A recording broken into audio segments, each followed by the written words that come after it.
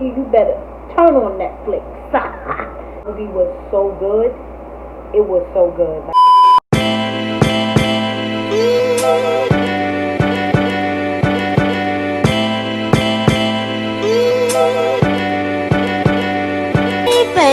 What up, Stop Fam, and I'm back with another video. Anyway, okay, so just did a review of Ghost Power Book 2 Episode 1, and now I'm hitting y'all with a Netflix movie. I've been on Netflix a lot, and I've been finding some good ass movies. Y'all got some more movie reviews coming. I hope y'all enjoy it. This movie is called Lakeview Terrace. When I tell you, you better turn on Netflix, sign in and watch this shit. When I tell you this movie was so good, it was so good. Like I really enjoyed it. It was like a thriller. Not necessarily a scary movie, but it was like a thriller, a little bit of action.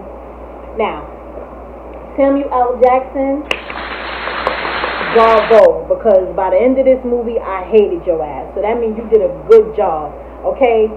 Period. Like, he was crazy as shit. He played, and once again, this is a spoiler alert. So if you don't like to know about the movie, don't watch these videos until you watch the movie, because this is a spoiler. Yes, alert. So, Samuel L. Jackson, he's a cop. Very conform to the way he do things. He lost his wife some time ago, so he's raising his two kids, daughter and son, Celia Turner and Marcus Turner. Okay, and he's raising them. He's very, very, very, very fucking strict. Very, very extremely strict to the point it's sickening. And you know, he likes the way he do his things. You know, he feels already the power and authority over people because he's a cop. You know, so then he has neighbors that move in, which Kerry Washington, Patrick Wilson play Lisa and Chris Matson, and they are a married couple. White guy, black girl. Now, as I'm watching the movie, I think, what is his big issue with this couple? Like, he acts like he has a vendetta of them. So in my mind, I'm thinking like, all right, he's gonna end up he don't like this white man so much because maybe he has trauma with white people, or maybe like this guy used to date his wife that died. Like, I'm thinking it's about to unfold like that. Boy, was I wrong. He did have a problem with him, but the guy never dated his wife or nothing. This is what happened.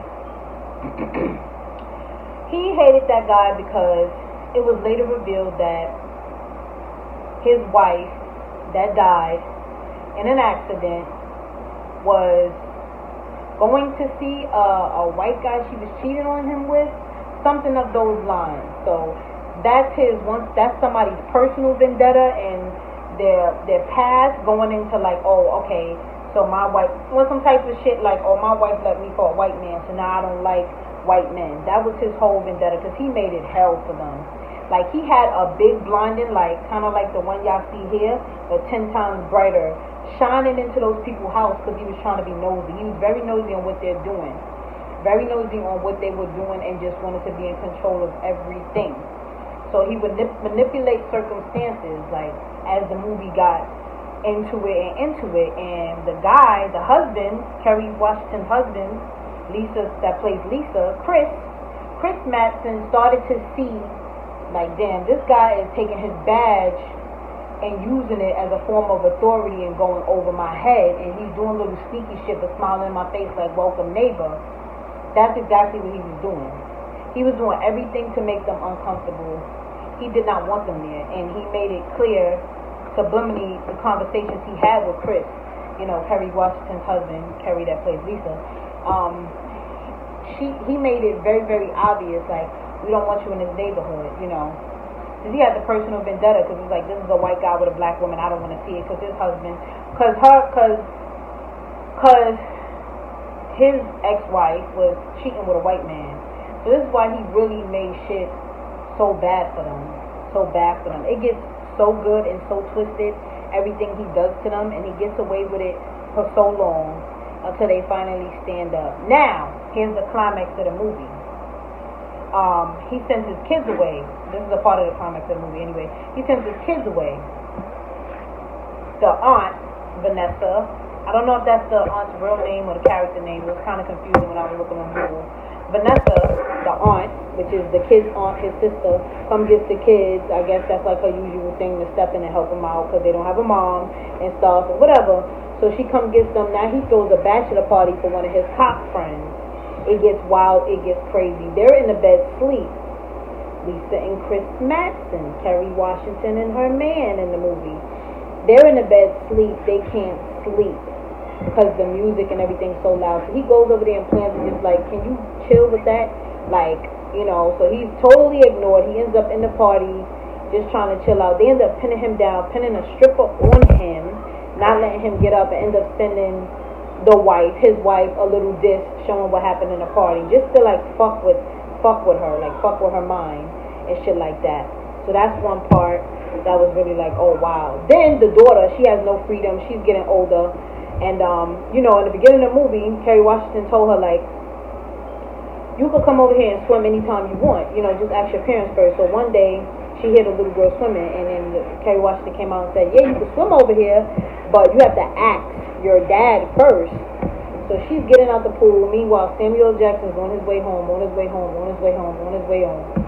And now he arrives. He looks through the backyard. He sees his daughter because they end up chatting for a little bit. She end up talking to the girl because the girl don't have a mom. She end up talking to Kerry Washington about boys and, you know, just school shit and shit like that. And she hear the music playing, so she get up and start dancing. And the girl's telling Kerry Washington, dance.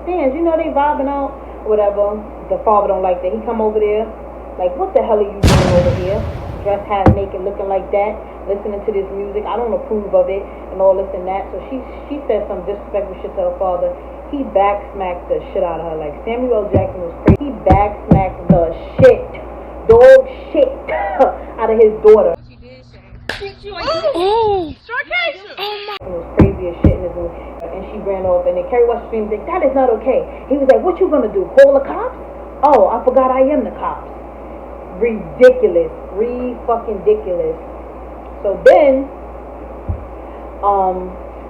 after all of that, the little girl runs off. So, you know, it's just showing Samuel Jackson character like he's really crazy. So that was a big part in the movie. And then one of the biggest climax of the movie is Samuel Jackson is doing everything he can to get these people to leave. He don't want them in the neighborhood. Also, the kids saw them like making love in the pool because their view to Samuel Jackson and his kids, their view to the window is straight towards the neighbor's pool. So they was like making out, doing the nasty in the pool. So he ain't like that. He just want to keep everything clean cut and shit around his kids. Like really like shelter them to the point where he's trying to shelter them for the world, and you can't. You know what I mean? I get what he's saying that they saw that accidentally, but unfortunately shit like that happen. You can't tell people what to do in their pool. But anyway, the biggest climax in the movie. The biggest. You ready for this? Okay. Now. Oh, one more part I forgot. Yeah, I know y'all was ready for that. One more part I forgot. Samuel Jackson is under heat because when they did a bust, him and his other police friends did a bust to run down on some hooligans in the hood that was doing no good. He beat him. He severely beat him. And they called him on it, and they're like, you know, the boys called him on it. It was like, you cannot be beating people, like this is like, and they were basically saying like, this is a norm for you, like you're about to lose your badge or some shit they was telling him. So he was tight from that. So this is what he do. He uses his badge, he abuses his authority. That's what he do, period. Okay, so that's that. Now, the biggest climax. Are you ready for this? He's trying to once again fuck with this couple. So the couple is over at his house. I don't know why, because I damn sure wouldn't have been there. They'd be like, I don't like you, you don't like me, we neighbors and we ain't gonna be around each other. So he gets one of the people that's off the streets, like one of the little thugs off the street that he had ran into from prior dealing when he was like doing his rounds. You know, police gotta do their rounds or whatever. He tells the guy, he must have made a side dealing with him, because the guy calls him on the phone. The people were at his house. Kerry Washington and her man were at Samuel Jackson's house. While he was there, he gave him a signal, like, go in there and fuck the place up. This nigga trashed the guy he told to do that, trashed Kerry Washington on the whole place. He opened up their dresser drawers, pissed on their clothes, everything. But the wife ended up wanting to go home early, and the wife, I don't know why he wouldn't go with his wife, even though it's next door. It's like still. So she wanted to go home early. Mind you, at this time she found out that she's pregnant. Okay, so she wanted to go home early, probably ready to rest. Plus, they don't really like him anyway, and they at his little get together for what? I'd have been like, I don't fucking like you, and I'm not going to your get together. Like, I'm not going to the cookout. Bye. So she went home early. Mind you, the guy is still in there trashing shit. So Samuel L. Jackson goes in the back, call him on the low, like, yo, get out of there now. The nigga didn't get out in time. So as she's going in the house, he's trying to sneak out, but she sees him. She sees the nigga in her house. She freaks out, goes crazy. So he's a much bigger guy. So he jumps on her. She thumps around and gets thrown around because he's like, shh. He's trying to shush her up, shush. And he ends up knocking her out on her head. That's when you know shit went too far. Like, you went over there to fuck up their house to try to get them scared and leave the neighborhood. But this woman actually really got hurt. You shouldn't have did that in the first place. So I see for a split second, Samuel Jackson feels bad. But it does not last for long at all, because it's like, so that happens, right? So keep that in your mind. That happens. So Samuel Jackson being a cop, he's running over there. They hear like the commotion. They hear the alarm go off because she pulled that alarm in her house. So they run over there. Samuel Jackson's running with his gun. You thinking he's doing that because he's a cop and trying to help? No, he's trying to get over there to get to the guy so the guy don't snitch on him like, yo, this nigga sent me to do this shit. This is a dirty cop, basically. Samuel Jackson is a dirty ass cop in this movie. So he runs with him with his gun out before the husband even sees the guy. And the guy's like looking at Samuel Jackson like, yo, like, you know, about to talk to him like, you know, what's my next move, how I get out of here, something like that. Samuel Jackson, pop, shot him in cold blood like about 5 times. The big guy fell in the pool. He didn't get to say nothing. Now, once again, when stuff becomes a crime scene, you know, they set up the tape and all this and that. So they did that all around the pool area and the house and all of this shit. So, and plus now, it was like some type of foggy, big fires, or I don't know. It was some bad weather or either fires. I can't remember what it was, but people had to evacuate their homes. Like, they had to evacuate their homes. So this couple was coming in after all the trauma, because the girl was in the hospital and everything like that, to get a few clothes. So Samuel L. Jackson, he don't want them to know that he sent that guy, because of course he would get in big trouble. He don't want them to know that he sent that guy. So he's rushing over there to find the guy's phone so they don't find it. But he snuck in the house when they wasn't there, and he didn't get to find that phone in time. So guess who found it? The husband ended up finding it. So he picks it up, open it. It's no name saving it, but he's just looking through the phone. Clearly this is the guy's phone who attacked his wife. He dialed the first number. It rang. Because the guy just finished thanking Samuel Jackson, like, thank you. You know what? Like, basically trying to think, like, maybe he ain't such a bad dude. He saved my wife because he came here and popped the guy up. Thank you. And Samuel Jackson's like, like, because you know you did it. You understand? So he like, thank you or whatever. So when he go back in the house, that's when he found the phone. And he finds the person who attacked his wife's phone. And he dials that first number. And he hears Samuel Jackson's voice. That plays Abel Turner, Samuel Jackson's Abel Turner, and he says hello in the guy's face. He's like, oh shit, like basically putting together, like they was working together. He sent him to do this shit. So he slowly goes, and he peeks out the window and sees Samuel Jackson. They make eye contact. So Samuel Jackson, without no remorse that he had for a split second, when he seen how shit went down and his wife got attacked, he had remorse for 1 second. Now he just goes basically in defense mode, like, you're not about to rat on me. So he immediately says on the phone, like, he hung up the phone, and then he immediately grabs his pistol, and he coming for them now. Like, I'm gonna make y'all shut up. Y'all not gonna fucking get my bags taken away from me or tell that I'm this way, and basically fuck up my whole life, even though he did that. So he hangs up the phone. He immediately come over there with the gun. Zoom, zoom, zoom, zoom. And he on the phone while he's over there, like, y'all know. Well, I think he was screaming out, like talking out loud, like, you know, you said I saved her and I did the right thing. Like, it ain't what you think. Trying to lie and stuff, cover his own ass. All of that happens, and then it gets into a tussle with him and Kerry Washington's husband, they get into a tussle, such a big tussle. Then cops end up coming. So now, her husband got the gun. They end up getting in the car. Like, Samuel Jackson was really after them, shooting after them, everything. They end up getting in the car, and then as they end up getting in the car, the police show up, and then the police is like, what's going on here? Drop your weapon. They see Kerry Washington's man with the weapon, but he knows that Samuel Jackson got the gun on his hip behind here. He was like, no, I'm not dropping it. He got a gun. Let him drop it. Drop your weapon right now. They screaming, and then Samuel Jackson's like, I'm a cop. I don't have a weapon. He has a weapon. Lying. And then the white guy screaming out like, he's a liar. He set up me and my wife. He did this. He did that. He just screaming out, basically like, this nigga's a cop, but he's a dirty cop. You understand? So as he's doing that, what ends up happening is Kerry Washington's husband starts to say things about like his wife and shit that he know about him to provoke him to get upset and want to shoot him.